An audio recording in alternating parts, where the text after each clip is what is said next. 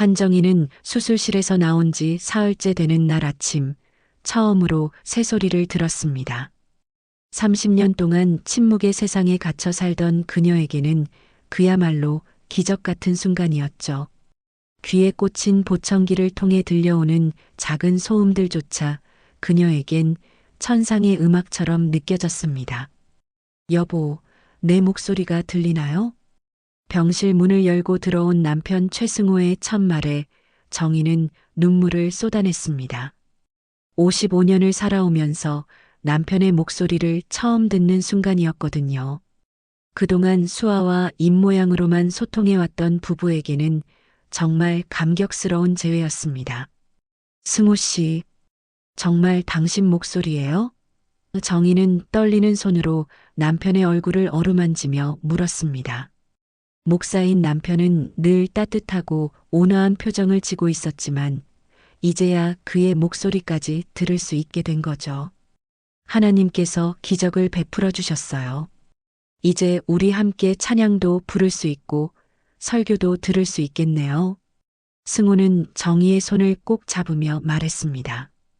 그의 목소리는 생각보다 낮고 묵직했는데 오랫동안 설교단에서 많은 사람들에게 하나님의 말씀을 전해온 목사답게 위엄이 느껴졌습니다. 정희는 그날부터 세상의 모든 소리에 귀를 기울였습니다. 복도를 지나가는 간호사들의 발걸음 소리, 병실 창밖에서 들려오는 자동차 소리, 그리고 무엇보다 남편이 자신을 위해 읽어주는 성경 구절들의 음성까지요. 모든 것이 새롭고 신기했습니다. 감사합니다, 주님. 정말 감사드립니다. 정희는 매일 밤 기도할 때마다 눈물을 흘렸습니다. 30년 동안 들을 수 없었던 세상의 소리들이 이제는 선명하게 귀에 들어왔거든요. 특히 남편의 목소리를 들을 수 있다는 것만으로도 충분히 행복했습니다. 퇴원하는 날, 승호는 정희를 휠체어에 태우고 병원 로비를 걸었습니다. 이제 집에 가서 우리 교인들도 만나고 함께 예배도 드리면서 새로운 생활을 시작해 봅시다.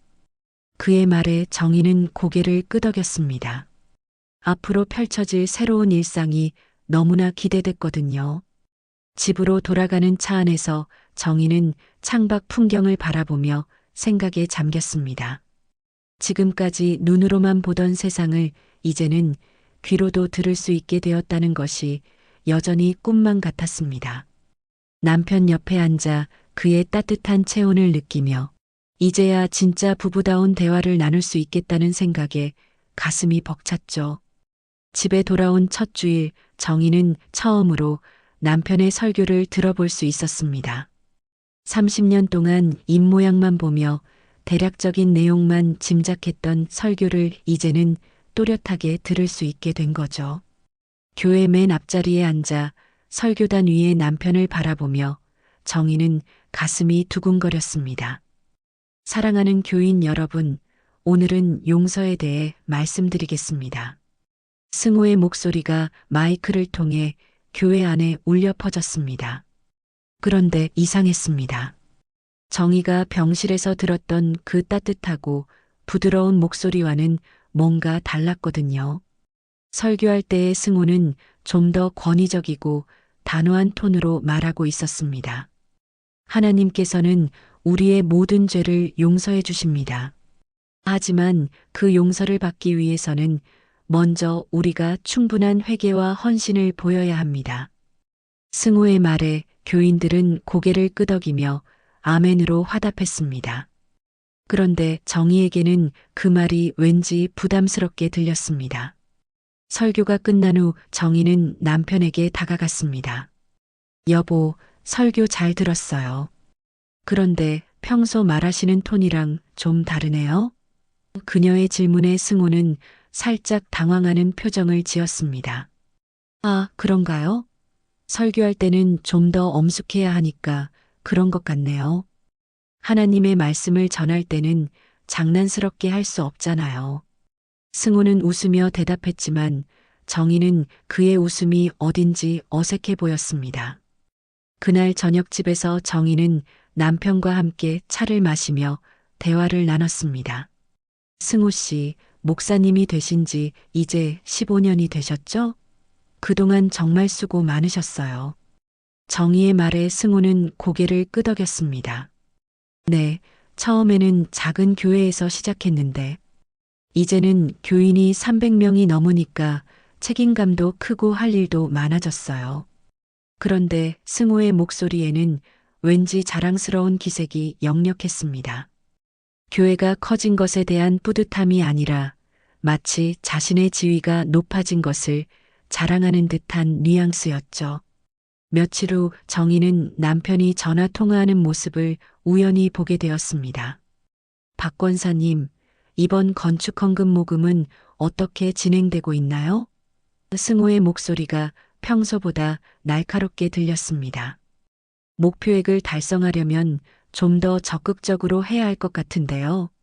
전화를 끊은 후 승호는 혼잣말을 중얼거렸습니다. 요즘 헌금이 너무 적어.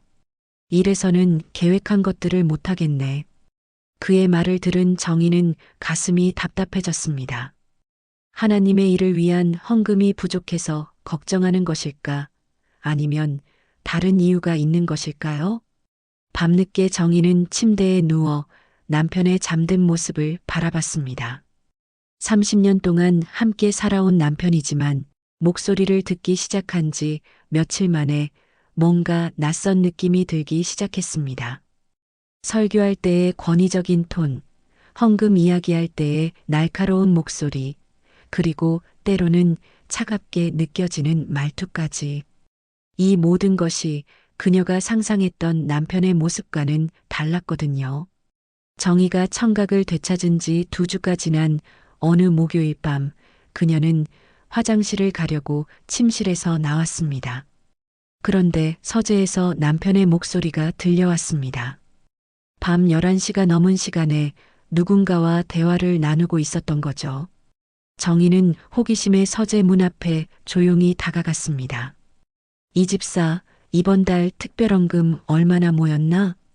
승우의 목소리였습니다. 그런데 평소 교인들과 이야기할 때와는 전혀 다른 톤이었죠. 차갑고 계산적인 목소리였습니다. 목사님, 3천만 원 정도 모였습니다. 그런데 장부에는 2천만 원만 기록하면 될까요? 이 집사의 대답에 정희는 깜짝 놀랐습니다. 왜 실제 모금액보다 적게 기록하려는 건지 이해할 수 없었거든요. 그래, 나머지는 따로 관리하자. 박 권사가 눈치채지 못하게 조심하고. 승우의 말에 정희는 문에 귀를 바짝 붙였습니다. 도대체 무슨 이야기를 하고 있는 건지 더 들어봐야겠다고 생각했거든요. 목사님, 그리고 김 권사 집 담보대출 건은 어떻게 하시겠습니까? 계속 연체되고 있는데. 이 집사의 말에 승우는 낮게 웃었습니다. 그런데 그 웃음소리가 정희에게는 섬뜩하게 들렸습니다. 김 권사한테 말해. 아들 취업 문제로 계속 도움받고 싶으면 대출금을 빨리 갚으라고. 안 그러면 우리가 도와줄 수 있는 일이 없다고 하면 돼. 승우의 말에 정희는 온몸에 소름이 돋았습니다. 이것은 협박이나 다름없었거든요. 알겠습니다. 그리고 새로 들어온 권사님 부부는 어떻게 접근하시겠습니까? 재산이 꽤 있는 것 같던데. 이 집사의 말에 승우는 만족스러운 듯 콧소리를 냈습니다. 천천히 접근해. 먼저 상담부터 시작하고 가정에 문제가 있다고 하면서 특별 기도가 필요하다고 해. 그러면서 자연스럽게 헌금 이야기를 꺼내는 거야. 승우의 목소리에는 교활함이 묻어났습니다. 정희는 더 이상 들을 수가 없었습니다. 다리에 힘이 빠져 주저앉을 뻔했지만 소리가 날까봐 간신히 참았습니다. 30년 동안 존경하고 사랑했던 남편이 이런 일을 하고 있었다니 믿을 수가 없었거든요.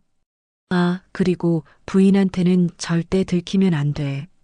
아직 청각이 완전히 회복된 지 얼마 안 됐으니까 조심해야 해. 승우의 말에 정희는 가슴이 철렁했습니다. 남편이 자신을 의심하고 있다는 뜻이었거든요. 걱정 마세요, 목사님. 사모님은 아직 청각장애가 있으신 줄로만 아시잖아요. 이 집사의 대답에 정희는 깨달았습니다. 남편이 자신의 청각 회복 사실을 다른 사람들에게 알리지 않았다는 것을요.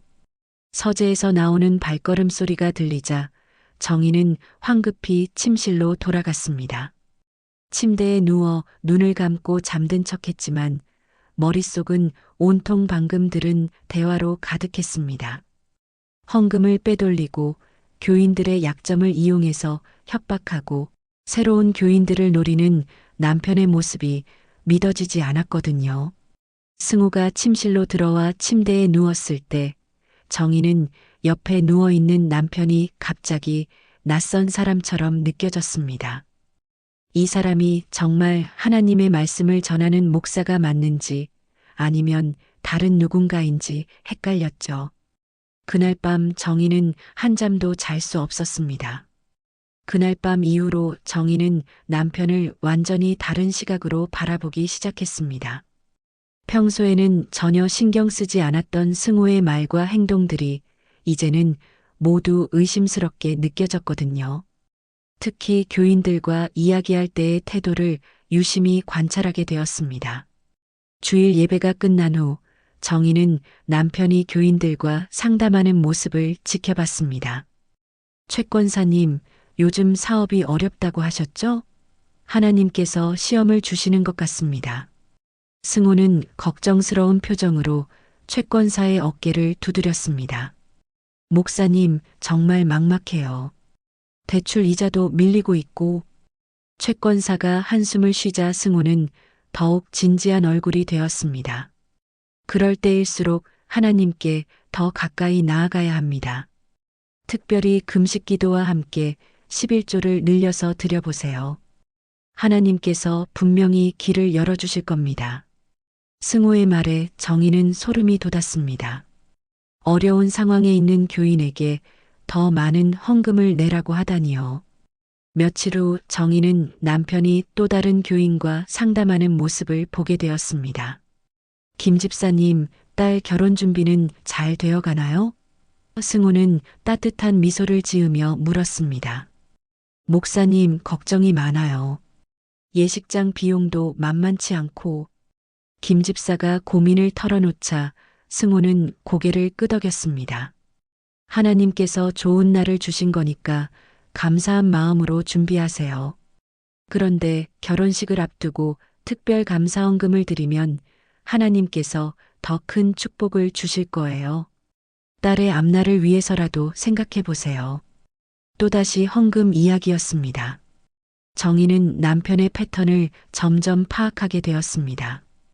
교인들의 어려운 상황이나 기쁜 일을 이용해서 자연스럽게 헌금을 유도하는 것이었죠. 그리고 그 과정에서 교인들의 개인적인 정보들을 수집하고 있었습니다. 어느 날 저녁 정희는 남편이 서재에서 장부를 정리하는 모습을 몰래 지켜봤습니다. 이번 달은 목표치에 좀 못 미치네. 승호는 혼잣말을 중얼거리며 계산기를 두드렸습니다. 그때 전화가 울렸습니다. 여보세요, 이 집사입니까? 박권사 아들 취업건 어떻게 됐나요? 승호의 목소리에는 조급함이 묻어났습니다. 아직 확실하지 않다고요? 그럼 좀 더 확실한 조건을 제시해야겠네요. 박권사한테 말해보세요. 교회 건축기금에 좀 더 보태주시면 아들 취업 문제를 확실히 해결해 드릴 수 있다고.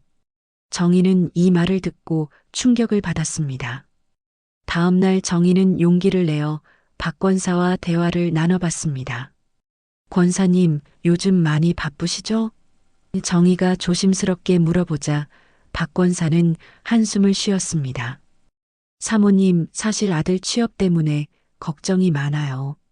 목사님께서 도와주신다고 하셨는데 그 대신 교회에 더 많이 헌금하라고 하셔서.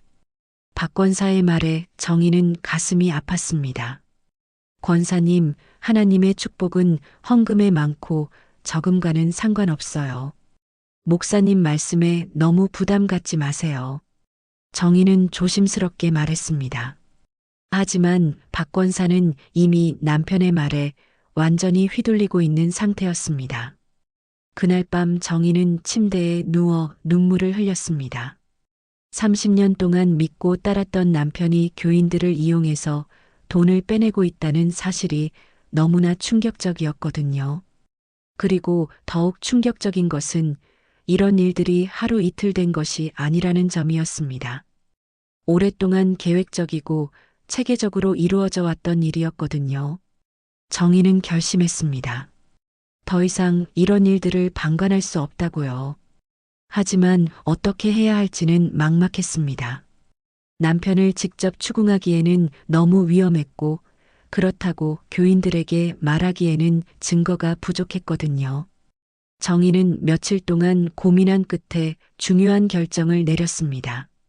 남편이 여전히 자신을 청각장애자로 생각하고 있다는 점을 이용해서 증거를 수집하기로 한 것이죠.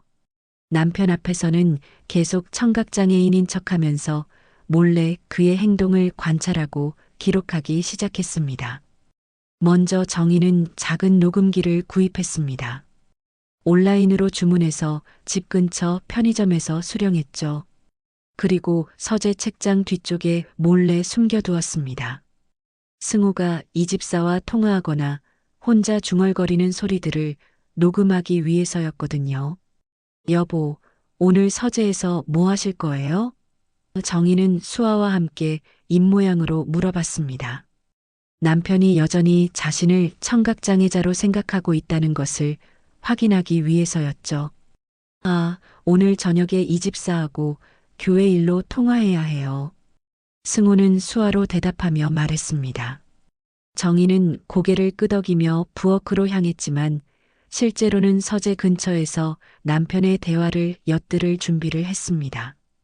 그날 밤 녹음된 내용은 정희의 예상보다 훨씬 충격적이었습니다. 이 집사, 새로 이사온 장로님 집 방문은 언제 할 건가? 사업을 크게 하신다고 들었는데 우리 교회 후원자로 모셔야지. 승우의 목소리에는 노골적인 탐욕이 드러나 있었습니다. 목사님, 이번 주말에 방문 예정입니다. 그런데 기존 교인들 중에서 헌금이 줄어든 분들은 어떻게 하시겠습니까? 이 집사의 질문에 승우는 차가운 웃음을 지었습니다. 경고부터 해. 신앙이 해이해졌다고 하면서 개인 상담을 요청해. 그래도 안 되면 교회 내에서 소외시키는 방법도 있어. 정희는 이 말을 듣고 온몸이 떨렸습니다. 헌금을 적게 내는 교인들을 의도적으로 따돌린다는 것이었거든요. 며칠 후 정희는 승우의 서재에서 몰래 서류들을 확인해 봤습니다. 남편이 교회 일로 외출한 틈을 타서 책상 서랍을 열어봤죠. 그곳에는 교인들의 개인정보가 자세히 기록된 파일들이 있었습니다. 직업, 수입, 가족관계, 심지어 개인적인 고민까지 모든 것이 적혀 있었거든요.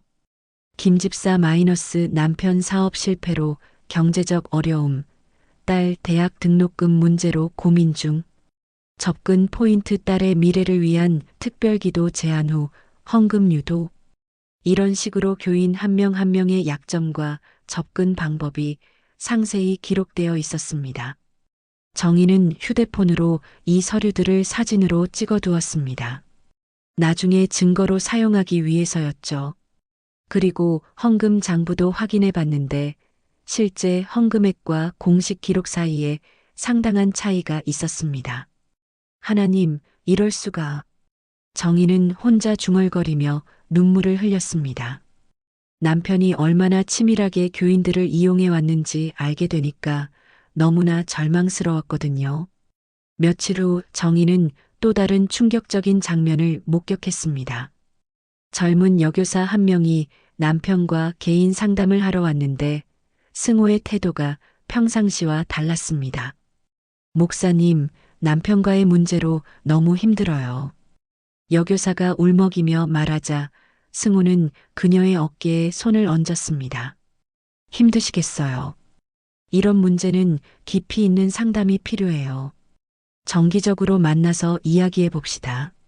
승호의 목소리에는 평소와 다른 부드러움이 있었습니다. 정희는 그 순간 남편의 또 다른 면을 보게 된 것 같아 소름이 돋았습니다. 그날 밤 정희는 지금까지 수집한 증거들을 정리해 봤습니다. 녹음 파일 10여 개, 서류 사진 수십 장, 그리고 자신이 직접 목격한 장면들의 기록까지. 이 모든 것들이 남편의 실체를 보여주는 명확한 증거들이었습니다. 이제 어떻게 해야 할까? 정희는 침대에 누워 천장을 바라보며 생각했습니다. 증거는 충분히 모았지만 이것을 어떻게 활용할지는 여전히 고민이었거든요. 30년 동안 함께 살아온 남편을 고발한다는 것이 쉬운 일은 아니었습니다. 하지만 더 이상 교인들이 피해를 당하는 것을 지켜볼 수도 없었죠. 교회 창립 30주년 기념 행사가 있는 일요일 아침, 정희는 평소보다 일찍 일어났습니다. 오늘이 바로 모든 것을 폭로할 날이라고 결심했거든요. 지난 몇 주 동안 수집한 증거들을 가방에 넣고 녹음기도 몸에 지니고 교회로 향했습니다. 여보, 오늘 창립 기념일이라 교인들이 많이 올 텐데 긴장되네요. 정희는 수화로 남편에게 말했습니다. 여전히 청각장애인인 척하고 있었지만 실제로는 모든 소리를 또렷하게 들을 수 있었죠. 그러게요. 오늘은 특별한 날이니까 특별헌금도 많이 거칠 것 같아요. 승호는 만족스러운 표정으로 대답했습니다. 그의 말에서 교인들을 영적으로 섬기려는 마음보다는 오직 돈에 대한 관심만 느껴졌습니다. 교회에 도착하자 300여 명의 교인들이 이미 자리를 가득 메우고 있었습니다. 평소보다 훨씬 많은 사람들이 참석한 특별한 날이었죠. 정희는 맨 앞자리에 앉아 마음을 가다듬었습니다. 승호의 설교가 시작되었습니다. 사랑하는 교인 여러분, 오늘은 우리 교회가 창립된 지 30년이 되는 뜻깊은 날입니다. 하나님께서 이 교회를 통해 얼마나 많은 축복을 주셨는지 감사할 따름입니다. 그런데 정희가 보기에 승호의 설교는 온통 교회의 성장과 자신의 공로에 대한 자랑으로 가득했습니다. 제가 이 교회에 부임했을 때 교인이 30명도 안 됐는데 이제는 300명이 넘는 큰 교회가 되었습니다. 설교가 끝나고 특별헌금 시간이 되자 정희는 마음을 단단히 먹었습니다. 이 집사가 헌금함을 들고 앞으로 나와 교인들에게 특별헌금을 부탁했습니다. 오늘은 창립 30주년을 기념해서 교회 발전 기금을 위한 특별헌금을 받겠습니다.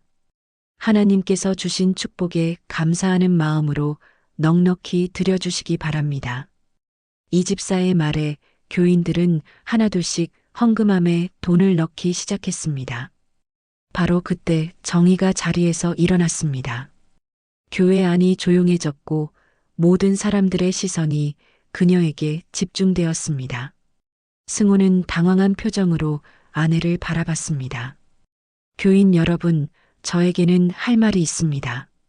정희의 목소리가 마이크 없이도 교회 전체에 울려 퍼졌습니다. 그 순간 승호의 얼굴이 새하얗게 변했습니다.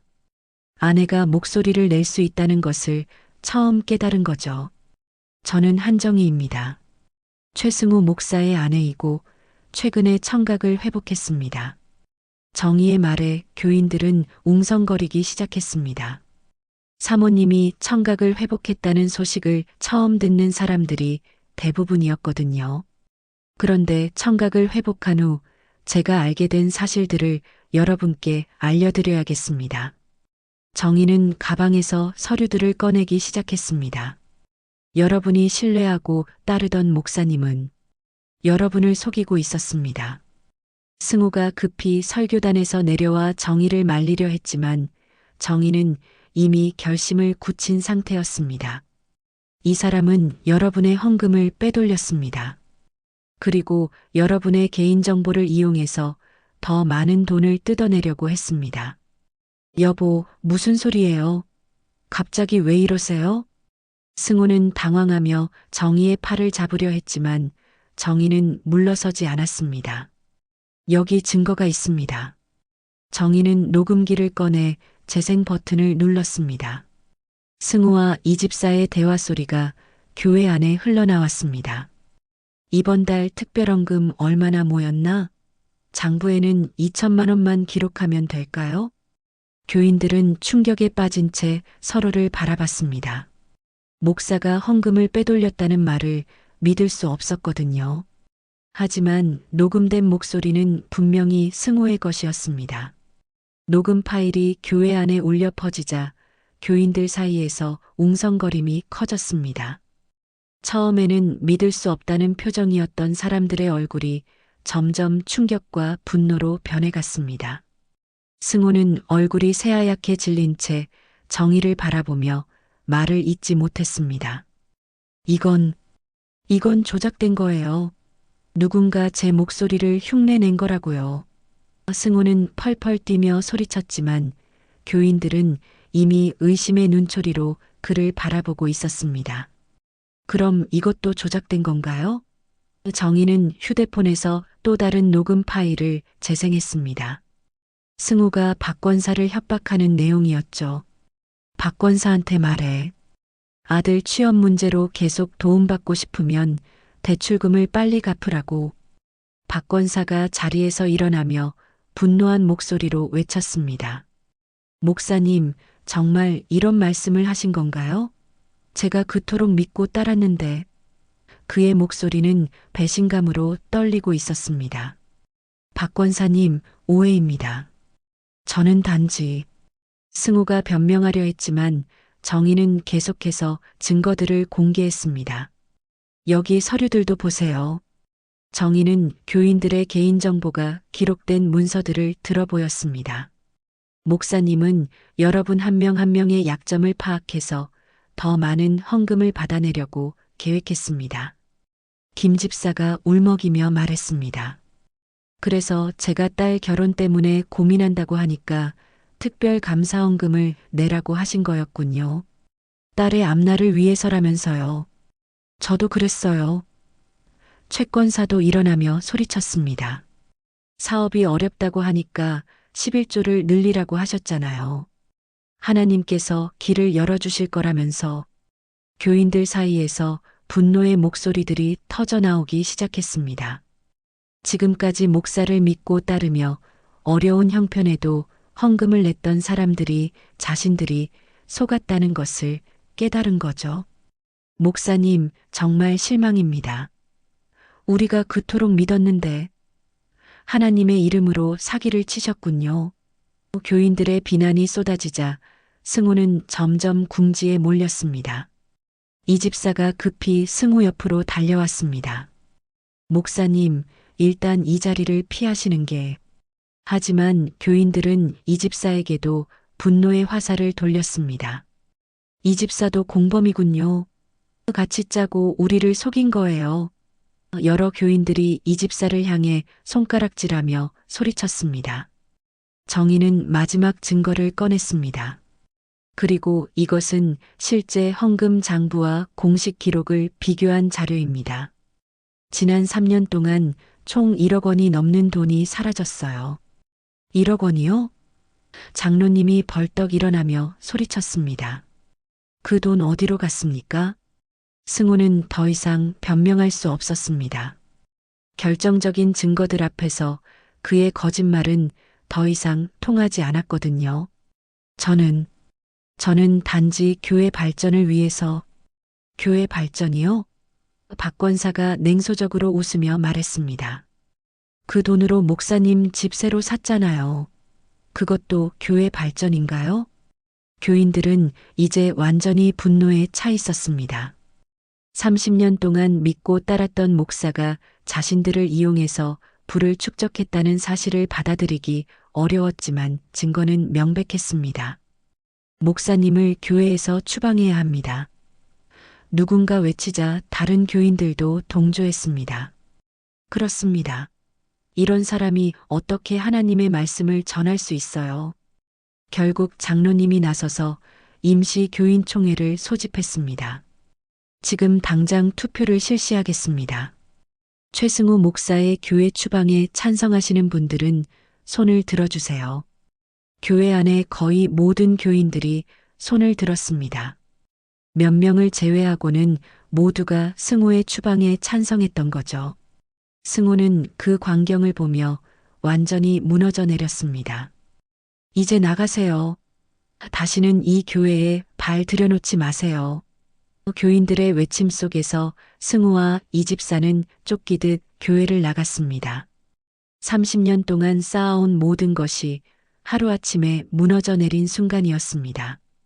교회에서 승우가 추방된 지 한 달이 지났습니다. 정희는 그동안 혼란스러운 시간을 보냈습니다. 30년 동안 함께 살아온 남편과의 이혼 절차를 진행하면서 동시에 새로운 삶을 준비해야 했거든요.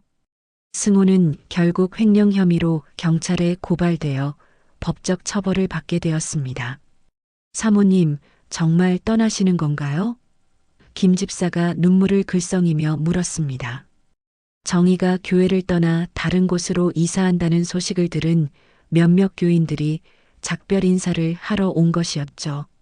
네, 새로운 시작이 필요해요. 여기 있으면 계속 과거의 상처만 떠오를 것 같아서요. 정희는 차분한 목소리로 대답했습니다. 지난 한 달 동안 많은 생각을 했고, 이제는 마음의 정리가 되었거든요. 사모님 덕분에 우리가 진실을 알 수 있었어요. 정말 감사합니다. 박 권사가 깊이 고개를 숙이며 말했습니다. 만약 사모님이 용기를 내지 않으셨다면 우리는 계속 속았을 거예요. 정희는 작은 시골 마을로 이사를 결정했습니다. 도시의 번잡함을 떠나 조용한 곳에서 새로운 삶을 시작하고 싶었거든요. 특히 그곳에는 장애인들을 위한 복지관이 있어서 자신의 경험을 살려 봉사활동을 할 수 있을 것 같았습니다. 새로운 집으로 이사한 첫 주, 정희는 마을 복지관을 찾아갔습니다. 안녕하세요. 저는 이곳에 새로 이사 온 한정이라고 합니다. 봉사활동을 하고 싶어서 왔어요. 어머, 반갑습니다. 복지관 관장님이 따뜻하게 맞아주었습니다. 어떤 봉사를 원하시나요? 저는 오랫동안 청각장애를 앓았다가 최근에 회복했어요. 같은 어려움을 겪는 분들에게 도움이 되고 싶습니다. 정희의 말에 관장님은 기뻐하며 손을 잡았습니다. 정말 필요한 분이 오셨네요. 여기 청각장애인 분들이 많이 계시는데 소통에 어려움이 있어서 고민이었거든요. 그날부터 정희는 복지관에서 청각장애인들을 위한 수화 통역과 상담 봉사를 시작했습니다. 자신이 겪었던 침묵의 세상을 이해하기 때문에 그들의 마음을 누구보다 잘 알 수 있었거든요. 선생님, 정말 고마워요. 20살 된 청각장애 청년이 수화로 감사 인사를 했습니다. 선생님 덕분에 취업 면접 준비를 할 수 있게 되었어요. 천만에요. 우리 모두 할 수 있어요. 정희는 수아와 함께 따뜻한 미소를 지었습니다. 다른 사람을 도우면서 자신도 마음의 상처가 조금씩 치유되는 것을 느꼈거든요. 몇 달 후 정희는 마을의 작은 교회에도 나가기 시작했습니다. 처음에는 교회에 대한 거부감이 있었지만 이곳의 목사님은 정말 순수하고 진실한 분이었습니다. 한 집사님, 오늘 말씀은 어떠셨나요? 젊은 목사님이 예배 후에 물어봤습니다. 목사님, 진짜 신앙이 무엇인지 다시 깨닫게 되는 것 같아요. 하나님의 사랑은 돈이나 권력과는 상관없는 거였네요. 정의의 말에 목사님은 고개를 끄덕였습니다. 맞습니다. 진정한 신앙은 서로를 사랑하고 도우며 살아가는 것이죠. 1년이 지나자 정희는 완전히 새로운 사람이 되어 있었습니다. 과거의 상처는 여전히 마음 한편에 있었지만 이제는 그것이 다른 사람을 도울 수 있는 힘이 되었습니다. 정희 선생님, 새로운 청각장애 아이가 왔는데 상담 부탁드려요. 복지관 직원이 부탁하자 정희는 기꺼이 응했습니다. 어린아이의 손을 잡고 수화를 가르쳐 주면서 정희는 생각했습니다. 하나님께서 제게 시련을 주신 것은 이런 일을 하라는 뜻이었나 봅니다. 청각을 잃었다가 되찾고 남편의 배신을 겪었지만 그 모든 경험이 지금의 자신을 만들어준 것 같았거든요. 저녁 해가 지는 시골 마을의 풍경을 바라보며 정희는 조용히 미소 지었습니다. 화려하지는 않지만 진실하고 따뜻한 사람들 속에서 진정한 평화를 찾은 것 같았습니다. 이제야 정말 새로운 삶을 시작하는 거네요. 정희는 혼자 중얼거리며 내일도 봉사활동에 나갈 준비를 했습니다. 과거의 아픔을 딛고 일어선 그녀의 새로운 여정이 이제 막 시작된 것이었습니다.